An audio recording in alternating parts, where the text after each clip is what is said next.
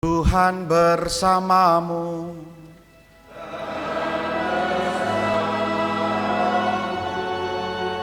Inilah Injil suci menurut Lukas.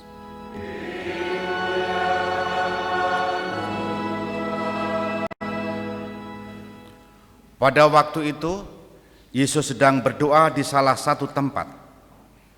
Ketika ia berhenti berdoa, berkatalah seorang dari murid-muridnya kepadanya, "Tuhan, ajarilah kami berdoa sebagaimana Yohanes telah mengajar murid-muridnya." Maka Yesus berkata kepada mereka, "Apabila kamu berdoa, katakanlah, Bapa, dikuduskanlah namamu, datanglah kerajaanmu, berilah kami setiap hari makanan yang secukupnya, dan ampunilah dosa kami, sebab kami pun mengampuni yang bersalah kepada kami, dan janganlah membawa kami ke dalam pencobaan." Lalu katanya kepada mereka, "Jika di antara kamu ada yang tengah malam pergi ke rumah seorang sahabat dan berkata kepadanya, 'Saudara, pinjami aku 33 buah roti, sebab seorang sahabatku yang sedang berada dalam perjalanan singgah ke rumahku, dan aku tidak mempunyai apa-apa untuk dihidangkan kepadanya.' Masakan ia yang di dalam rumah itu akan menjawab, 'Jangan mengganggu aku, pintu sudah tertutup dan aku serta anak-anakku sudah tidur. Aku tidak dapat bangun dan memberikannya kepadamu.' Aku berkata kepadamu, sekalipun dia tidak mau bangun dan tidak mau memberikan sesuatu, meskipun ia itu sahabatnya, namun karena sikap sahabatnya yang tidak malu-malu itu, pasti ia akan bangun dan memberikan apa yang dia perlukan. Oleh karena itu aku berkata kepadamu, mintalah, maka kamu akan diberi, carilah, maka kamu akan mendapat, ketuklah, maka pintu akan dibukakan bagimu. Karena setiap orang yang meminta akan menerima, setiap orang yang mencari akan mendapat, dan setiap orang yang mengetuk akan dibukakan pintu. Bapa manakah di antara kamu yang memberi anaknya sebuah batu kalau anak itu minta roti? Atau seekor ular kalau anaknya minta ikan? Atau kalajengking kalau yang diminta telur? Jadi, jika kamu yang jahat tahu memberikan yang baik kepada anakmu, apalagi Bapamu yang di surga, Ia akan memberikan Roh Kudus kepada siapapun yang meminta kepadanya." Demikianlah sabda Tuhan.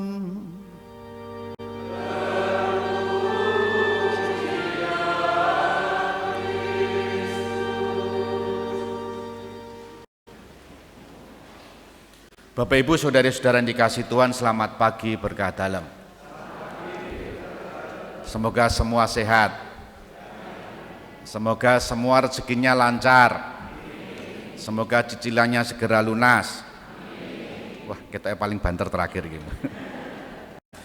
Bapak Ibu, ketika saya membaca Injil tadi malam mempersiapkan homili ini, saya ingat tahun 90 ketika saya pertama kali masuk seminari menengah Mertoyudan di tahun pertama kelas 0. Ada barang yang belum saya bawa dari rumah. Sudah masuk seminari, lalu saya membutuhkan barang itu. Barang itu adalah Madah Bakti, dan masih ada di rumah. Waktu itu belum ada yang namanya WA, belum ada yang namanya SMS, adanya cuma telepon yang pakai kode SLJJ itu. Tapi saya memberikan surat, nulis surat kepada bapak ibu saya di rumah. Yang saya minta adalah Madah Bakti itu tolong dikirim. Berhari-hari, berminggu-minggu tidak dapat barang itu, tidak dikirim ke Mertoyudan. Lalu saya tanya lagi dan akhirnya dikirim. Madah Bakti dikirim, tapi ada tulisan di sana. Tulisan dari bapak saya. Kurang lebih tulisannya mengutip kitab suci ini. Apa ya aku dadi wong tua, nek anakku njaluk roti tak wenehi watu, nek njaluk iwak tak wenehi ula, atau tak wenehi kala jengking yen njaluk ndok, bahasa Jawa. Karena saya marah, janjane iki wong tua iki tenanan to iki arep ngirim ada bakti apa ini ra kuat tak tuku dhewe. Enggak, iya waktu itu jane ora didit. Itulah yang bagi saya muncul ketika saya mencoba merenungkan ini ya. Dan Yesus tadi juga mengatakan, orang tua saja, ayahmu saja yang kadang kala jahat kepada sesama memberi yang terbaik, apalagi Bapamu yang di surga. Nah, saudari-saudara yang dikasihi Tuhan, hari ini kita semua, saya dan Anda semua diingatkan begini. Bagaimana kita membangun relasi dengan Tuhan dan mengusahakannya dengan ketekunan. Saya membandingkan begini, orang yang berani pinjam uang adalah orang yang mengenal terhadap yang mau dipinjami, biasanya adalah kenal dekat. Orang mungkin jileh duit nenggone konco sing lagi kenal, kecuali pinjaman online ya, nggak kenal saja dikasih. Entah itu saudara, entah itu kerabat. Poinnya adalah meminta kepada orang yang kita kenal dengan harapan supaya apa yang kita maui itu diberikan. Itu menggambarkan kepada saya terkait dengan pinjam meminjam itu bahwa relasi itu penting, relasi itu berguna ketika kita membutuhkan sesuatu. Semalam OMK ini ada apa ya, bakso itu apa kemarin saya lupa ya, dengan Unika diberi wejangan Pak Rektor ya, networking berjejaring antar OMK.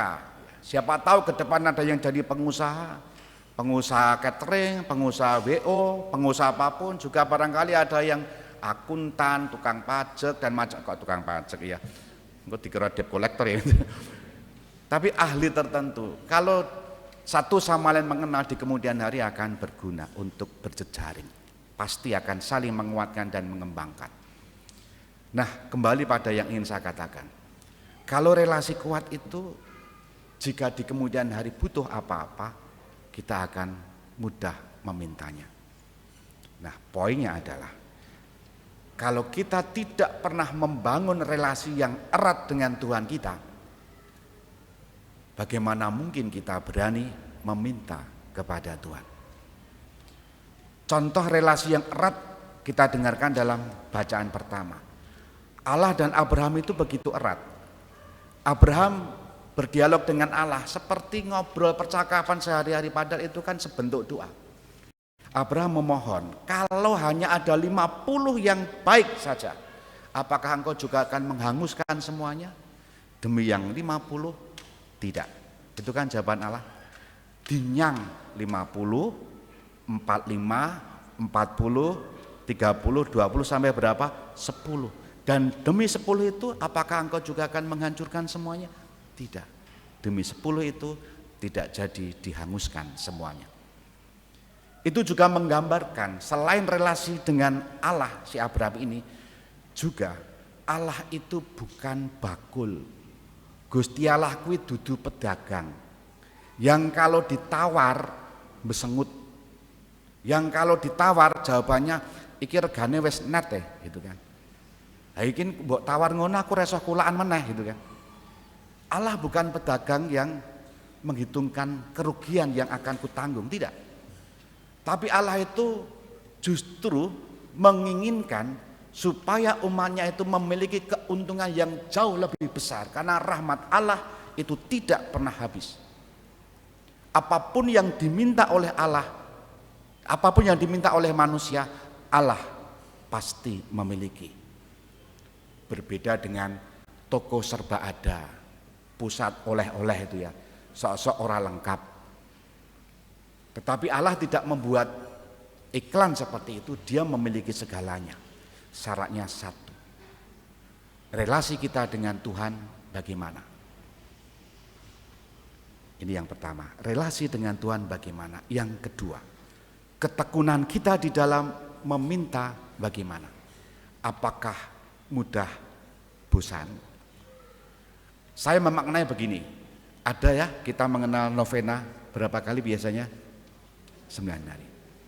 Romo, kalau novena saya itu hari ke-6, lalu saya hari ke-7 itu enggak bisa karena ada rapat di RT. Bolehkah saya nanti melanjutkan di hari kemudian untuk novena yang ke-7? Dosa enggak? Pertanyaan-pertanyaan itu jangan-jangan iki lak ya ora perlu ditakokke gitu. Nek ditakokke berarti menggambarkan Gusti Allah kuwi mesti nesu yen awake dhewe iki lali sembahyang. Angka 9 itu lebih menunjuk bukan pada angka mistisnya. Kalau saya boleh memaknai, kesanggupan untuk bertekun bertahan sampai 9 kali. Mbuh kuwi dijeda atau tidak. Maka ketekunan itu perlu di dalam doa kita. Entah kapan Tuhan akan mengabulkan. Tetapi itu jaminan yang Tuhan berikan. Mintalah maka kamu akan diberi. Kita hening sejenak.